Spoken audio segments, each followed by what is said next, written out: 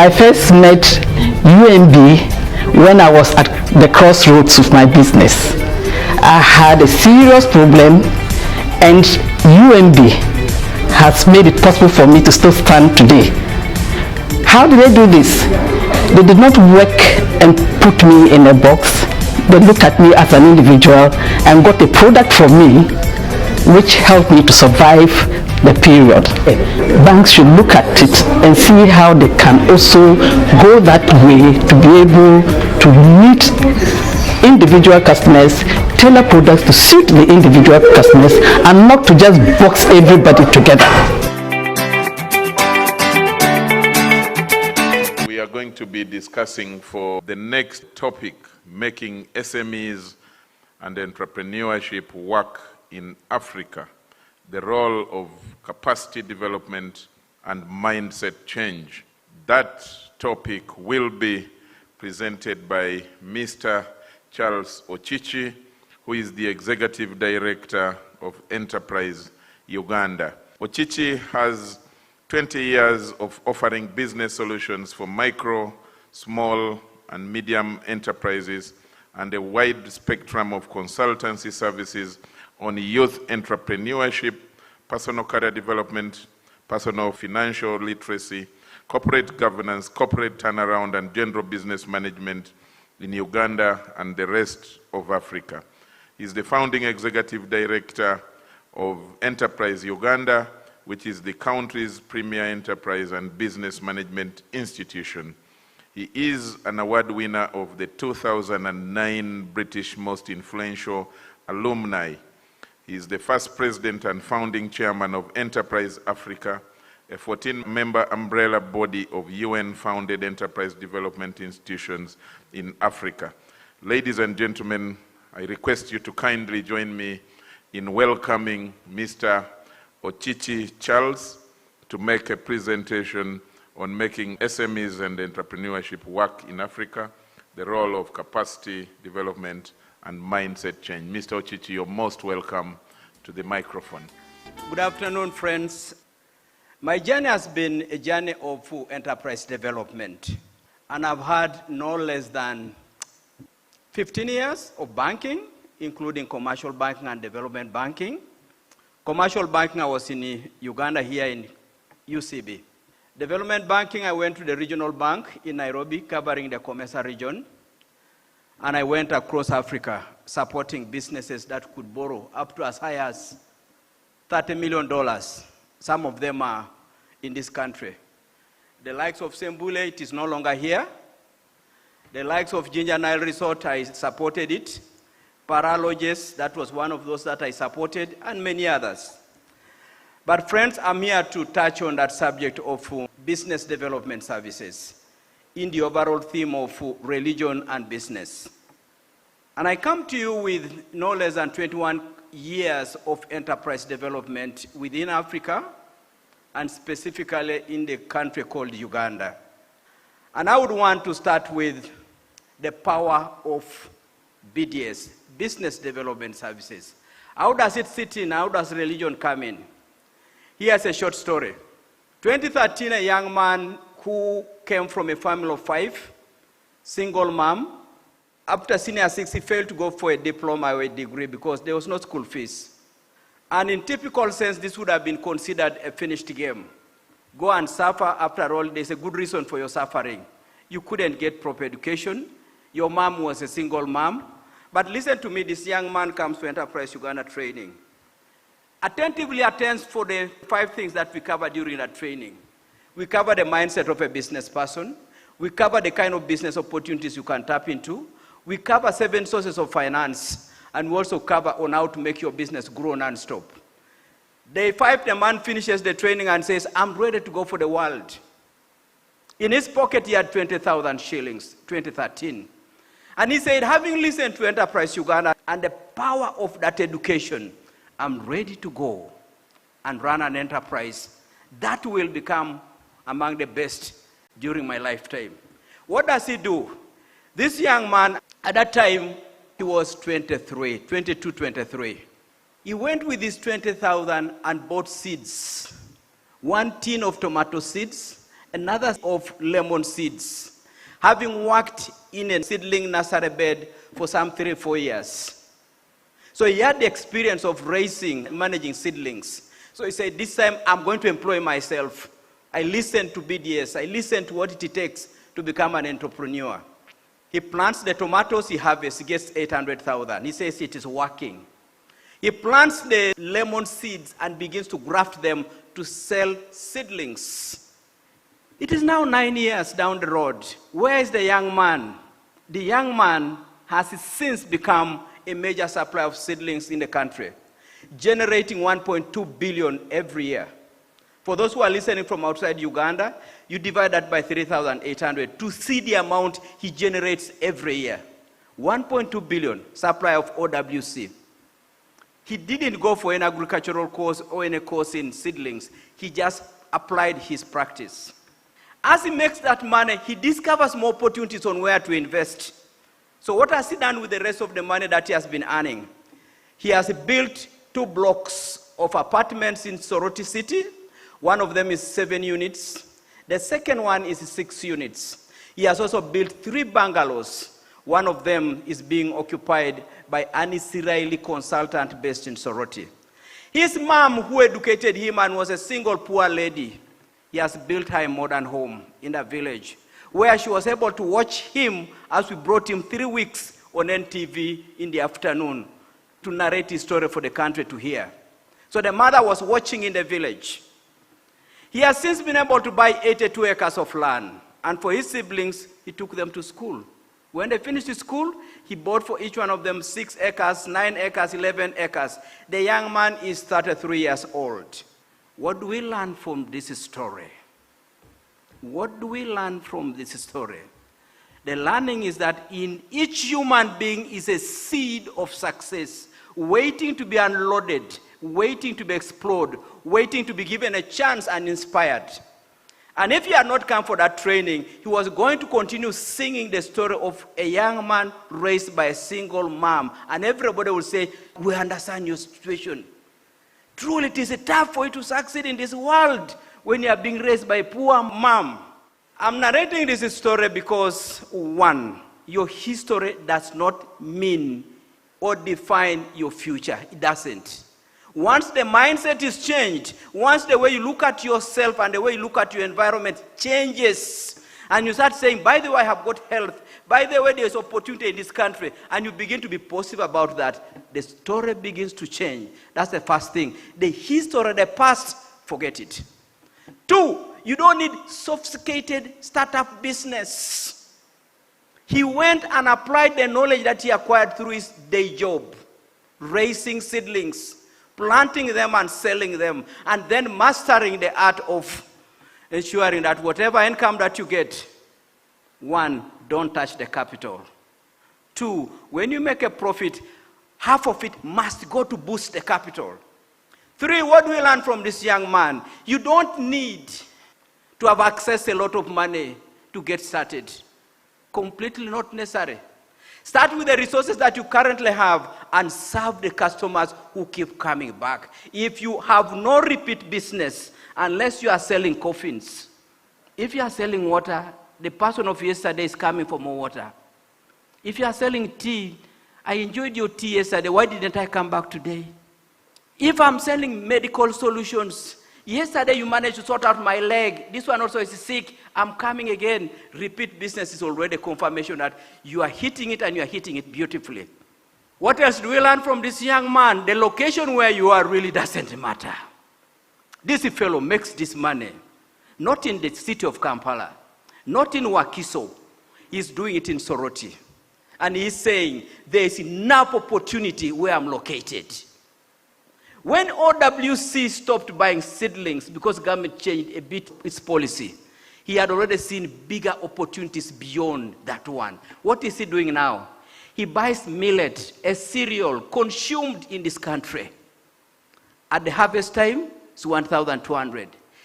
6 months later, before the next crop is harvested, millet has gone up in price by 100%. Where do you get that kind of a margin? Which commodity? Anywhere in the world. Where? Here in Africa, you have the best and the most lucrative opportunities, but we don't dig and believe in them. So he buys millet, keeps it, and releases it at an opportune time, at margins you can't believe.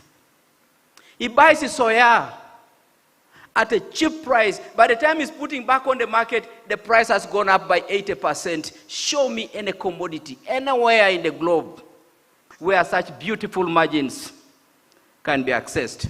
So I bring this background and this testimony to just illustrate that there are just two things we need to crack for people to move from poverty to unlimited sustainable wealth. And the word there is sustainable.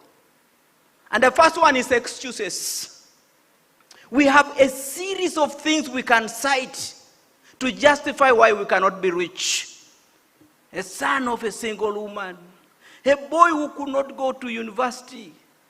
When you put those ones in there, the brain immediately says, excellent, please repeat them so that nobody can push you anymore. Excuses have got something about them that makes them to become such a binding cord around your freedom to go and make money. One, they are believable. Surely when you say you are raised by a single mom, who would want to argue with that?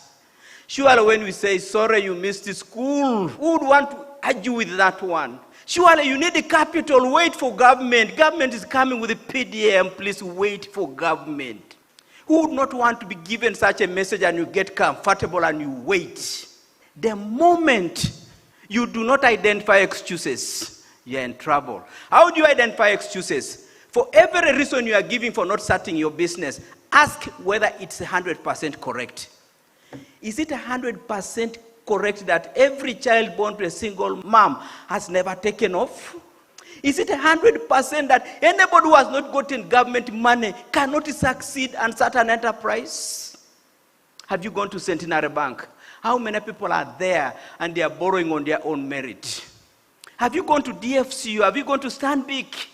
How many ordinary Ugandans are borrowing $1 billion and they started from nothing? If you see those kind of things and they are around you, remove it as an excuse. If you are saying, I cannot get my business going because I have one leg missing, haven't you seen people? In fact, the Kashari MP, this term is not there, but the former MP of Kashari County, both legs were carved. He is the major distributor of Pepsi Cola products in Western Uganda. Major distributor of Mukwano products in Western Uganda. His sales per month are in excess of $1 billion, but both legs were not straight. Now, if you are hiding under the excuse of legs, you had better remove this man from the picture. Otherwise, your story does not measure up.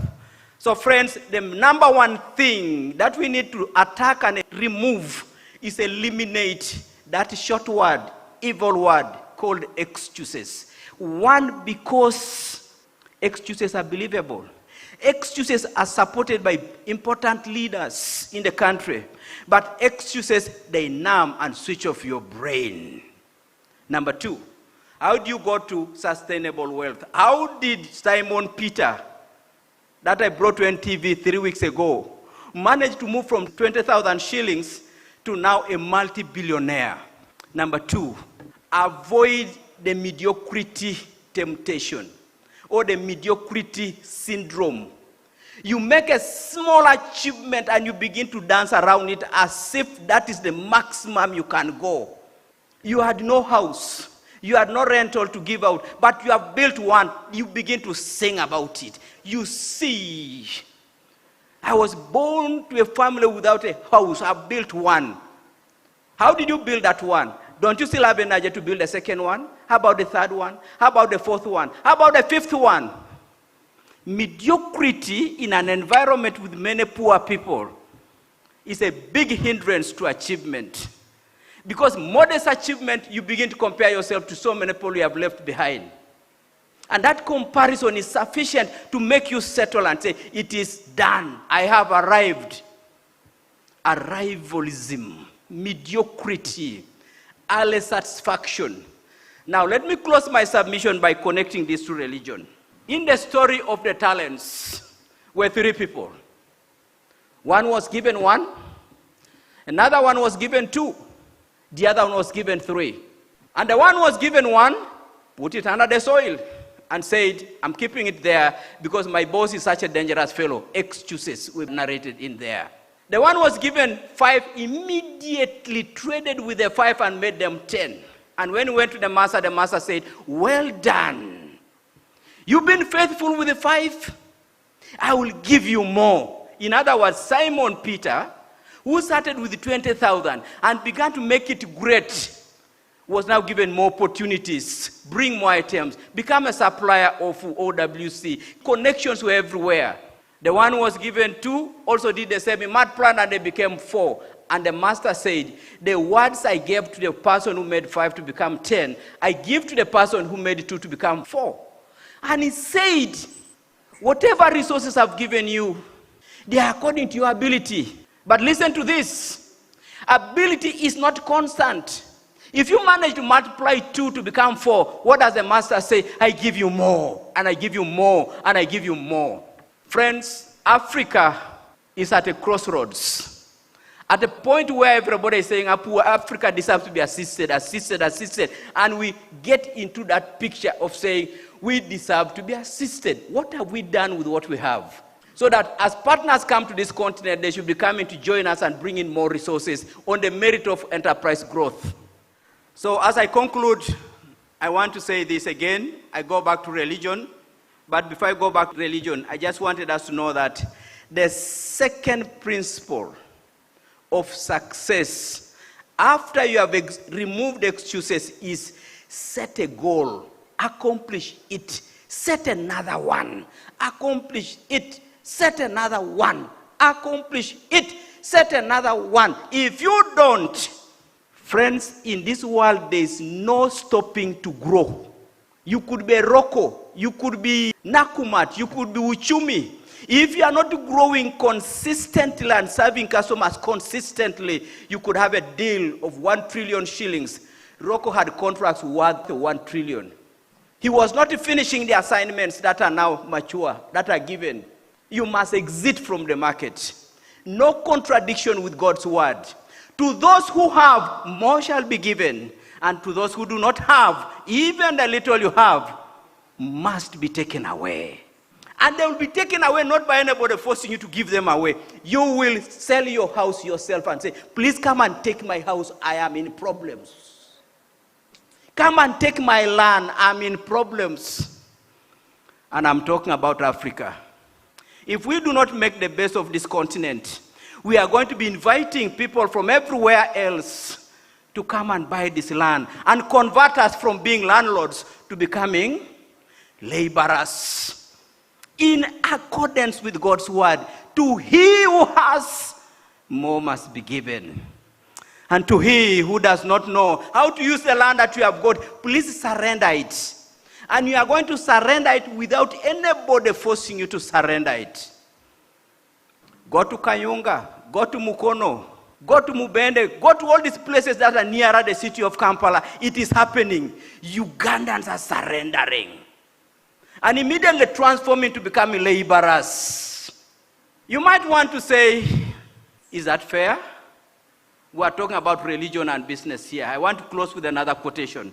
And this one is so blunt and direct. It's Proverbs 24, from 30 up to the end. It says, I walked around a garden of a poor, lazy man, and I found it was overgrown with weeds and thorns.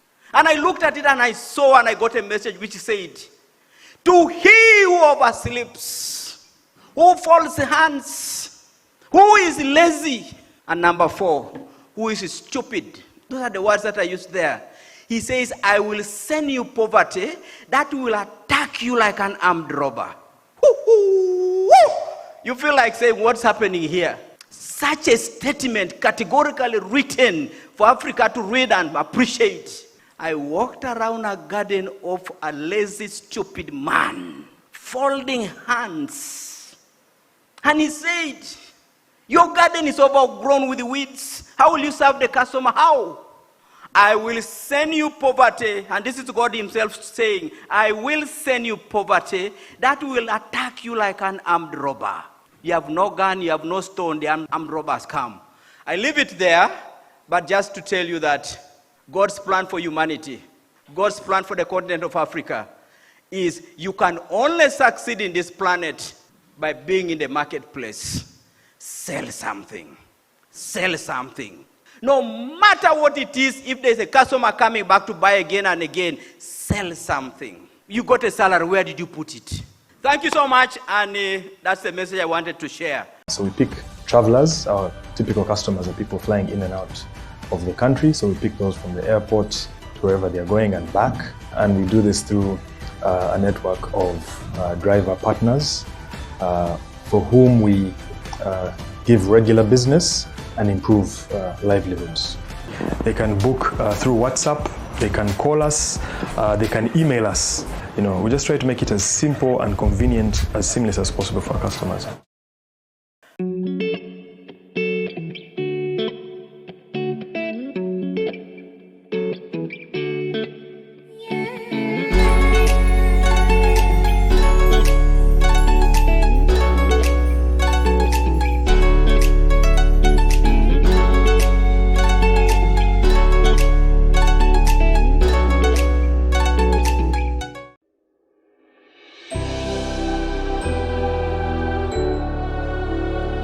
Welcome aboard the safest airline in Africa. With industry-leading safety measures to protect your well-being. The first in Africa to earn a diamond standard of safety. Offering a more contactless, safe, and seamless experience. Delivered with a smile by Africa's first fully vaccinated crew. Creating special memories that bring the joy back to flying, so you can continue making memories with your loved ones. Book your flight with Rwandair today. Rwandair, the safest airline in Africa. Rwandair, fly the dream of Africa.